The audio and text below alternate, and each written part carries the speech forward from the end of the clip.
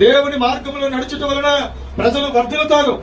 ఏ దేవుడైనా నిజదేవుడైనటువంటి యేసుక్రీస్తు ప్రభువారు ఆయన మార్గము ఆయన మాటల్లో జీవించినప్పుడు ఎటువంటి భయంకరమైన పాడైపోయిన జీవితాలైనా సరే మరలా నూతనంగా చిగురించబడతాయి. మోడు బారిన జీవితాలు కూడా ఏమైపోతాయట, చిగురించబడతాయి. ఎంతో మంది ఈ రోజున యేసుక్రీస్తు ప్రభువారిని తెలుసుకుని మారు మనసు పొంది వారి జీవితంలో ఎంతో గొప్ప సాక్ష్యాలు చెప్తున్నారు. చాలా మంది.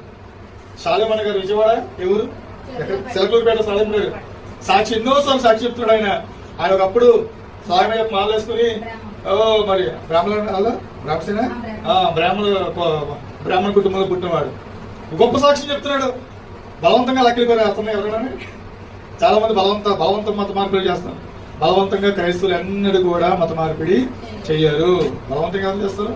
సువార్త చెప్పమని దేవుని ఆజ్ఞ ఉంది కాబట్టి, సువార్త అనగా మంచి వార్త, మనుషులకు మేలు కలిగించేది, మనుషుల జీవితాన్ని బాగు చేసేది,